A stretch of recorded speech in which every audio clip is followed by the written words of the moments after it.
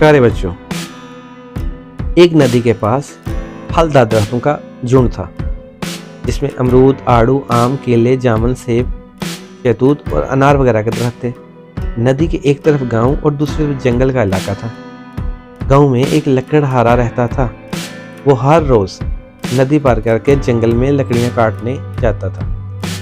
जब वो लकड़ियां काट के जंगल से वापस आता तो फलदार दरख्तों से ताज़ा फल तोड़ के अपने बच्चों के लिए ले जाता। लकड़हारा जब भी वो फल तोड़ने के लिए दरख्तों पे चढ़ता तो दरख्त उसे कहते, "ए प्यारे मेहनत का इंसान, दरख्त ज़मीन का जेवर है और फलदार दरख्त खुदा का अता किया हुआ रिज़्क। तुम दरख्त मत काटा करो, और काटने ही हैं तो उसकी जगह नए दरख्त भी काश किया करो।" लेकिन लकड़हारे पे दरख्तों की बात का कोई असर नहीं होता था।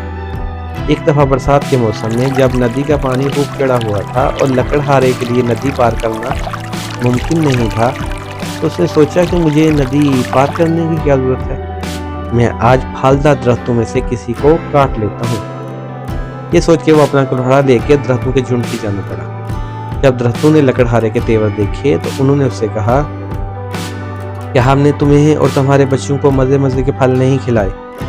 हमारे फलों में हर किस्म के विटामिन, मिनरल्स और पानी था, जिससे ना सिर्फ तुम लोगों की भूख मिटी बल्कि उन्होंने तुम लोगों को बीमारियों से बचाया और तुम्हारी क़ुव्वत मुदाफ़त में इजाफा किया। क्या इसके बावजूद तुम हमें सिर्फ लकड़ी हासिल करने के लिए काट दोगे? तुम तो बड़े नाशुक्रे और बेवकूफ़ इंसान रहो।" फलदार दरख्तों की बात सुन के लकड़हारा थोड़ा सा शर्मिंदा हुआ और फिर वो खामोशी से वापस चला गया। वक़्त का पहिया घूमता रहा और यूं एक साल बीत गया। अगले साल बरसात में जब नदी का पानी फिर बेफर गया और लकड़हारा नदी पार करके जंगल में ना जा सका तो शैतान ने फिर उसके दिमाग में फलदार दरख्तों को काटने का मशवरा दिया। लकड़हारे ने सबसे पहले अपने कुल्हाड़े से आम के तने पर लगाई। "क्या हमने तुम्हें धूप में साया नहीं दिया? क्या हमने माहौल की खूबसूरती में इजाफा नहीं कर रखा? दूर दूर से लोग इस नदी के हुस्न का नज़ारा करने आते हैं जो कि तुम्हारी बस्ती में ठहरते हैं और माल खर्च करते हैं, जिससे बस्ती में खुशहाली आती है। क्या तुम हमें सिर्फ लकड़ी के लिए काट दोगे? ये तो बड़े घाटे का सौदा है।" लकड़हारा फलदार दरख्तों की बात सुन के सोच में पड़ गया और फिर उसने उन्हें काटने का इरादा तर्क कर दिया और वापस बस्ती में चला गया। यूं ही एक साल मजीद गुजर गया।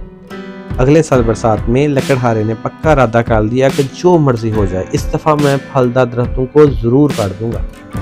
ये ना हो कोई और लकड़हारा उनको काट के ले जाए और मैं इतनी कीमती लकड़ी से महरूम रह जाऊं। जब वो अपना कुल्हाड़ा लेके फलदार दरख्तों के पास पहुंचा तो उन्होंने उसके तेवर देखे तो फलदार दरख्तों ने कहा कि हम ऑक्सीजन पैदा करते हैं, जो तुम इंसानों को जिंदा रखने के लिए सबसे ज़रूरी चीज़ है। हमने सैलाबों और नदी के पानी को रोक रखा है ताकि तुम्हारी बस्ती डूब न जाए। हमारी मौजूदगी दर्जा हरारत को मुतदल रखती है। तरह तरह के परिंदे और कीड़े मकोड़े हमसे रिज़्क हासिल करते हैं। हम पूरे इकोसिस्टम को एक बहुत ही मुफीद और लाजमी चीज़ है। तुम हमें काट दोगे तो बहुत नुकसान उठाओगे। इस दफ़ा लकड़हारे पे दरख्तों की बात का कोई असर न हुआ। जब तक बरसात का मौसम चलता रहा वो फलदार दरख्तों को काटता रहा। आखिरकार सारे दरख्त कट गए।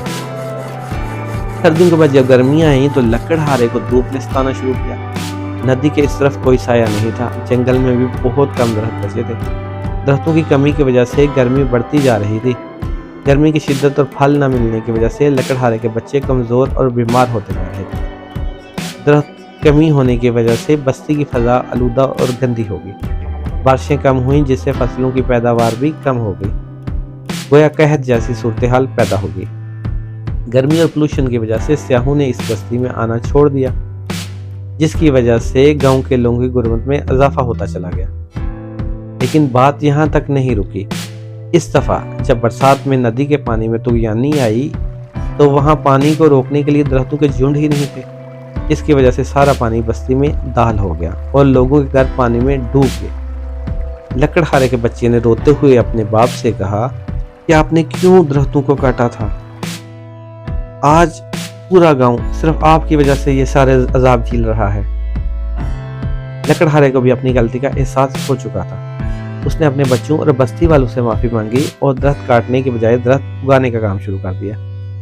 اور جنگل میں ندی کے اس پار پھلدار درخت اگاتا جا رہا تھا اور ساتھ ساتھ لوگوں کو درختوں کی اہمیت اور فوائد کے بارے میں بھی آگاہ کرتا تھا۔